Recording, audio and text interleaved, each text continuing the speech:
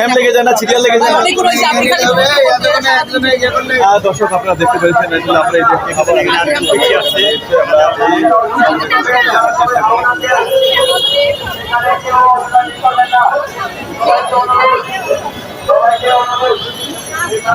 দর্শক আমরা দেখতে পাচ্ছি। আসসালামু আলাইকুম সুপ্রিয় দর্শক, কেমন আছেন? আশা করি ভালো আছেন। আমি মোহাম্মদ মানিক মিয়া চলে আসলাম ঢাকা বিশ্ববিদ্যালয়ে গণত্রাণ সংগ্রহ কর্মসূচি।